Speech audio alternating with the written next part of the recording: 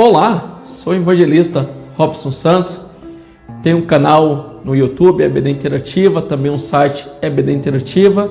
Sempre postamos algo interessante das lições bíblicas da escola dominical. Toda semana me preocupo em postar para que você possa visitar, ser edificado pela palavra de Deus. Nesta feita eu quero compartilhar com você sobre a volta de Jesus em Evangelho de João, capítulo 14, versículo 1 ao 6, onde fala sobre a sua segunda vinda, a promessa da sua volta.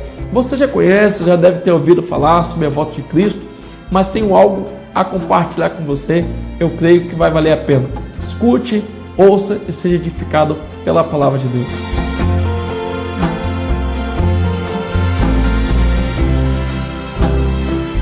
Estamos aqui para pensarmos um assunto muito interessante, que é sobre a volta de Jesus por meio da palavra de Deus, que é a revelação maior para o nosso coração, por meio do Evangelho.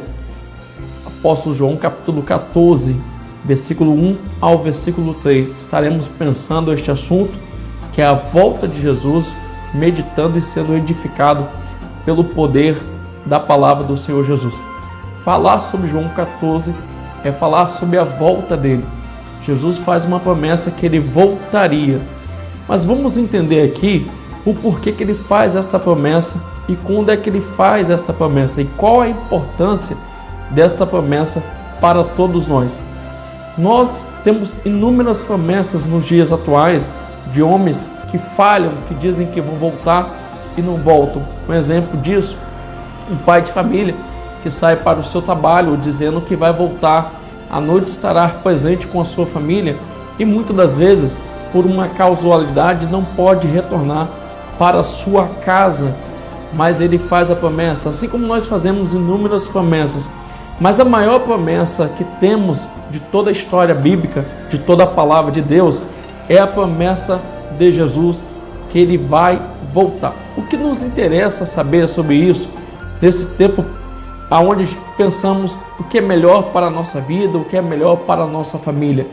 Pensar sobre a volta dele em função do quê? Para que, quando Jesus faz esta promessa, ele estava com os discípulos, ele estava em forma humana, como disse o apóstolo Paulo aos Filipenses, que ele não teve por usurpação ser igual a Deus, antes se esvaziou-se a si mesmo, tomando a forma de homem. Ele cumpriu uma promessa antiga lá de Gênesis, quando ele disse, que Deus disse, a Adão e Eva, que da semente da mulher enviaria um que esmagaria a cabeça da serpente. Passou-se mais de 3.000 anos, ou mais de 4.000 anos de história, e nada da promessa se cumpriu. Mas o apóstolo Paulo vai dizer aos romanos, também aos coríntios, que na plenitude dos tempos, Jesus veio, o Evangelho vai mostrar que de fato a promessa se cumpriu, que ele se manifestou entre os homens. Os homens no tempo de Jesus estavam vivendo diversas situações, como nós estamos vivendo diversas situações nos dias atuais e às vezes até desapercebidos sobre a grande promessa que ele fez de vir ao mundo. A primeira promessa, os homens talvez aguardavam de outra forma a ser cumprida, assim como a promessa que está aqui em João 14, aguardamos de repente de uma outra forma a ser cumprida. Percebemos que os homens, através do Império Romano, eles estavam oprimindo o povo de Israel, o povo judeu, o povo hebreu, como alguns conhecem, e eles estavam aguardando o Messias, aquele que os libertaria do Império Romano, aquele que os libertaria de forma humana.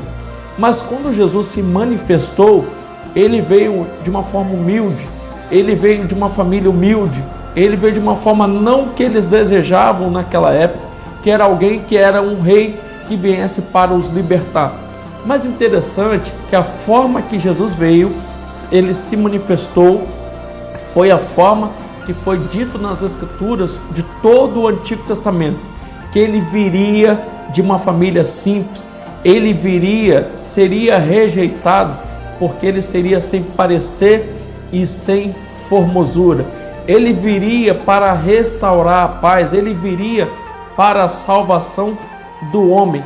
Quando Jesus se manifesta, Alguns não entenderam, não reconheceram que aquele que estava diante deles, de fato era o Messias, de fato era o rei esperado em todo o Antigo Testamento.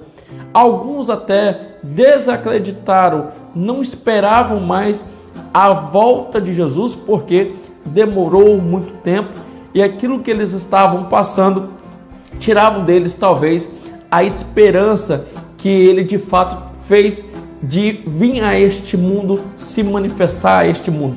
Então ele vem em uma circunstância, em uma forma que muitos não esperavam, não aceitariam.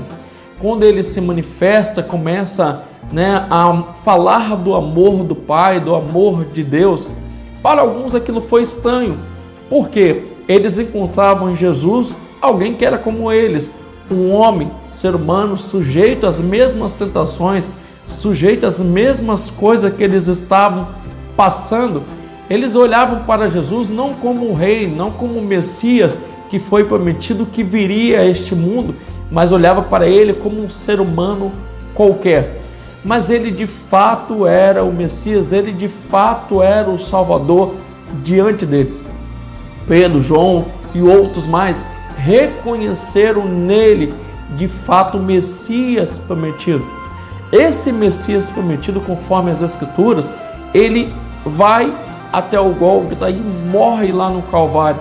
Tudo estava dentro dos planos divinos, tudo estava conforme a palavra do Senhor. Mas antes dele ser levado para ser crucificado, para ser morto, ele fala com os discípulos que alguém dentre os discípulos iria o trair, seria traidor, conforme João capítulo 13. Ele fala que algum deles iria o negar, iria o trair. E João, Pedro e outros mais pensaram, quem é que seria esse traidor? E ele também disse que iria partir. Eles entendendo que Jesus iria para uma terra distante, ou até mesmo que ele morreria, pensaram, e agora como ficará a nossa situação, como ficará a nossa vida? Eles se preocuparam, eles se turbaram, eles se entristeceram. Então o apóstolo João, o evangelista João, ele vai escrever o capítulo 14 dizendo aquilo que Jesus disse aos seus discípulos naquela reunião: não se turbe o vosso coração, ou seja, apesar de tudo que eu disse, não é para você ficar entristecido. Se você for relembrar as palavras de Jesus em Mateus, em Marcos, em Lucas, em João, ele também disse sobre os nossos tempos, que nos últimos tempos, nos últimos dias, haveria terremotos, maremotos, filho que se levantaria contra pai, pai contra filho, várias desgraças, pestes que viria ao mundo, coisas tenebrosas. E isto nós estamos vendo, os sinais que acontecem à nossa volta, muitas coisas que atormentam a humanidade em nossa época, nos entristece e pensamos, e agora? O que será de nós? Há um livro que vai dizer, e agora como viveremos? É o que nós pensamos nesses dias atuais. O que faremos nesses tempos? Será que Jesus vai vir agora ou ele vai vir quando? Quando é que ele vai cumprir a sua promessa? Então os discípulos ficaram nessa situação, ficaram com o coração entristecido. Teu coração entristecido, teu coração triste não é errado, não é pecado, assim como irar-se não é pecado. A própria palavra de Deus vai dizer, irai-vos e não pequeis. Em nenhum momento a Bíblia Sagrada, a palavra de Deus, vai nos mostrar, vai esperar de nós que sejamos pessoas semideuses, pessoas robóticas. Não, espera que sejamos seres humanos, com as nossas fraquezas, com as nossas dificuldades, mas venhamos depender de Deus e acreditar em sua promessa. Você acredita em qual promessa de Deus ou em quais promessas? Talvez você tenha em sua casa, em suas mãos, aquelas famosas promessas que vêm nas caixinhas de promessa. E qual é a promessa que você espera para o seu dia? Ah, hoje eu vou prosperar, hoje eu vou ganhar uma bênção, hoje Deus vai me dar o livramento. Mas a maior promessa é a promessa que está em João 14, que ele diz, não se turbe o vosso coração, e ele faz uma promessa que ele voltaria, que ele estaria de volta. Talvez você diga, não, o que eu mais preciso nesse tempo não é da volta dele. O que eu mais preciso nesse momento é que ele me ajude, é que ele me abençoe, que ele abençoe minha casa, que ele abençoe a minha família. Paulo dizendo aos Coríntios, em 1 Coríntios 15, ele vai dizer que aqueles que esperam em Cristo somente nesta vida, não desejando estar com ele, são os mais miseráveis de todos os homens. Por quê? O que nós devemos maior aguardar, ou mais aguardar, é a promessa da sua vinda para estar com ele. Não por causa daquilo que ele vai nos dar ou fazer por nós, mas para estar com ele. Um certo teólogo chega a dizer que aquele que deseja estar com Deus por causa das bênçãos ou por causa de não ir para o inferno, é melhor ir para o inferno. Então, o nosso desejo de estar com ele não é por causa de tudo que ele nos reserva ou nos dará futuramente, mas sim pelo fato de podermos estar para sempre com o Senhor. Então, a maior promessa que podemos ter em nossa casa, seja na caixinha de promessa ou seja em qualquer outro lugar, é a promessa da sua vinda. Talvez você pergunta, mas o que fará a vinda dele? Vai me tirar dessa terra? Não, o maior livramento ou a maior promessa não está em torno de dar o livramento desta terra, mas sim para estarmos com ele. Este era o desejo dos discípulos. Conforme João 13 e 14, eles não estavam preocupados com o amanhã, eles estavam preocupados com a ausência de Jesus. Isto que nos deve alegrar o nosso coração, de estarmos com ele, de estarmos na sua presença. Talvez você me diga, mas ele está comigo hoje, porque Mateus 28 vai dizer que se nós guardarmos a sua palavra, se nós guardarmos os seus mandamentos, ele estaria conosco. Sim, isso é maravilhoso, mas melhor ainda é estar com ele, não só de uma forma espiritual, mas de uma forma mais palpável, mais física, mais tangível. E isto os discípulos queriam ter sempre. Então Jesus diz, olha, não se turbe o vosso coração, eu vou vos preparar a morada, conforme João 14, e voltarei e levarei vocês para que onde eu estiver, estejais vós também. O desejo dos discípulos não era simplesmente para estar junto e ter a possibilidade de conhecer essas mansões, não, é de estar com ele. Em Apocalipse, vemos e encontramos a promessa que lá haverá ruas de ouros, lugares maravilhosos, mas o que mais chamava a atenção do evangelista, do apóstolo João, não eram as mansões, e sim o fato de estar com ele. Jesus deixou esta promessa que ele viria outra vez para levar os discípulos. Quem são esses discípulos? São aqueles 12 apóstolos apenas? Não, os 12 são discípulos, como eu e você também somos discípulos de Jesus. Então a promessa não é só para os 12, ou não foi só para os 12.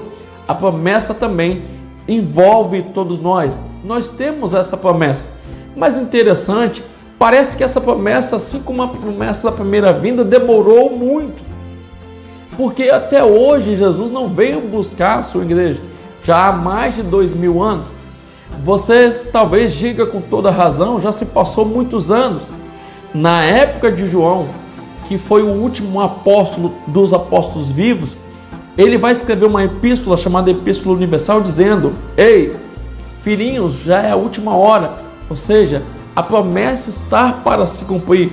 O apóstolo Pedro também fala sobre isso, quando ele diz que Deus não é tardio para conosco, para voltar, para buscar a sua igreja, mas ele é longânimo. Por que ele não voltou ainda? Porque ele quer ver a gente sofrer? Porque ele quer ver a gente enfrentar uma luta? Não, ele é longânimo. Ele quer salvar aqueles que ainda não foram salvos.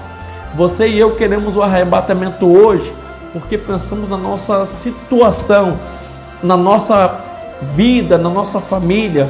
Mas Deus não pensa só em mim e em você. Ele pensa em toda a humanidade. Ele quer salvar a todos. Logo, ele não veio ainda buscar a sua igreja, porque ele é longânimo. Antes da sua volta também, há de convir comigo que há inúmeras promessas. Talvez você me diga, mas todas as promessas já se cumpriram. será que são todas? Se você for estudar a escatologia bíblica, você vai perceber que a maior parte das promessas já se cumpriram, ou quase todas na minha visão, na sua análise, mas nem todas as promessas ainda se cumpriram, mas Deus continua fiel com as suas promessas. Talvez você pergunte, mas será que Ele vai cumprir a sua promessa? Sim, eu e você podemos ser infiéis, todavia Ele permanece fiel. Interessante que você diz assim, mas eu não creio mais na promessa da vinda dele. Sim, eu entendo isso. Por mais que você e eu não venhamos acreditar mais, não é por isso que Ele vai deixar de cumprir a sua promessa. Ele ainda vai cumprir a sua promessa, mesmo que para mim e para você não seja mais um fato. E muitas igrejas nos dias atuais, sejam elas pentecostais, neopentecostais ou tradicionais, infelizmente, já não se fala mais em tanto arrebatamento, já não se fala mais em tanto a respeito da volta de Jesus, do retorno dele, não se fala mais. Parece que isto já não é mais tão importante. Algumas igrejas já não conseguem mais entender que ele vai voltar. A mensagem sobre a volta de Jesus não é tão importante. Por quê? Porque o que é mais importante é o que o materialismo pode fornecer para o ser humano. Mas percebemos que por mais que para alguns de nós não seja tão importante, ainda é importante para Deus. E eu acredito, assim como para mim seja importante para você, a volta dele. Talvez você diga, ele virá em quantas vezes ainda? Será que ele virá em duas? Uma para a igreja e para toda a humanidade? Ou ele virá uma única vez? Isto não é o mais importante aqui. O mais importante é que o que está em João 14 é verdade, que ele voltará para buscar a sua igreja. E ele vai dizer para os discípulos, vocês sabem o caminho, você também sabe o caminho. O caminho enquanto aguardamos a volta dele é permanecer fiel à sua palavra, guardando a sua palavra, acreditando na volta dele. Jesus vai dizer aos seus discípulos assim, eu sou o caminho, a verdade e a vida. Ou seja, ele é a primeira porta do tabernáculo, ele é a segunda porta do tabernáculo, ele é a terceira porta do tabernáculo. A terceira porta dava acesso ao lugar santíssimo, ao lugar de privilégio, que só o sumo sacerdote tinha acesso. Mas hoje esse acesso de privilégio não é só para o sumo sacerdote, é para mim e para você que estamos no caminho. Talvez você diga, mas há vários caminhos que levam a Deus, conforme os filósofos. Sim, talvez você acredita nisso, mas a palavra de Deus vai dizer que há apenas um único caminho que leva a Deus. Logo, para mim e para você, que aguardamos a volta dele e acreditamos na volta dele, é tempo de nós estarmos preparados para esta volta. Vivemos em um tempo que acontece algo em todo mundo, que muita gente poderia dizer que jamais aconteceria, mas aconteceu. Da mesma forma, a volta dele, para alguns, talvez não seja mais possível. Assim como não era possível a primeira vinda, mas a primeira vinda aconteceu, a segunda também vai acontecer. Eu acredito nisso. Eu espero que você também possa acreditar que a volta dele é verdadeira. Leia os jornais, busque, faça pesquisa e compare com as escrituras, como Karl Barth nos ensinou, e você vai perceber que tudo é verdade, que os sinais estão se cumprindo para a volta dele. Por que volta? É porque ele já veio a primeira vez.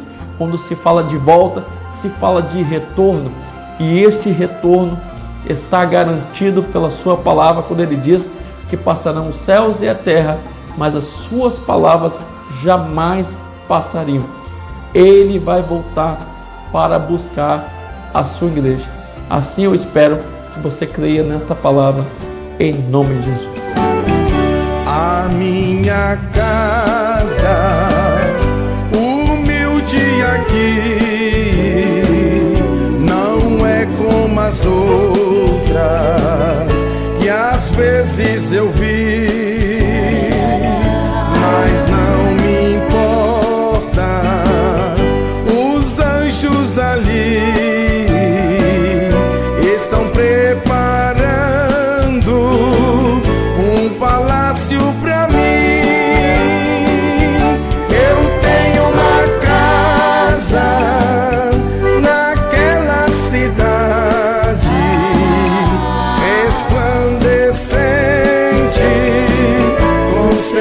triste fulgor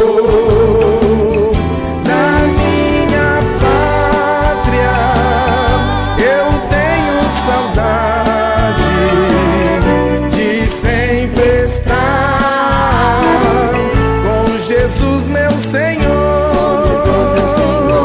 Que maravilha! Palavra maravilhosa é esta, que ele voltará para buscar a sua igreja. Você se considera a igreja de Cristo, servo do Senhor, discípulo dele, e tem sobre si também esta promessa? Talvez você possa dizer: não, eu sou muito novo, ele ainda não vai voltar nesse tempo para buscar a igreja que está prometida em João 14, vai demorar. A pergunta que eu te faço é: você sabe o seu dia de amanhã? Você sabe o que vai acontecer logo mais? Não podemos deixar para depois. O apóstolo Paulo vai dizer que a hora da nossa salvação é já. Então, o meu convite para você é estarmos preparados já para esta volta. Porque quando ele vier para buscar a sua igreja, não vai dar tempo para nós aceitarmos, Jesus como antes deveríamos ter feito. Eu já fiz a minha parte, te convido também a fazer a sua parte. Esteja preparado, aceita Jesus como seu Salvador hoje, agora, nesse momento, porque a volta dele pode ser enquanto você está no seu trabalho, pode ser enquanto você está no percurso para o seu trabalho, na sua escola, na sua casa, dormindo, não importa onde você esteja, pode ser que pode acontecer a volta dele. E o mais importante, não te falo isso para você estar com medo ou aceitá-lo por medo, não, é que de fato vale a pena estar na presença dele hoje e vai valer a pena muito mais ainda estar na presença dele como ele é que nós o veremos. Então, tempejar, aceita Jesus como seu Salvador.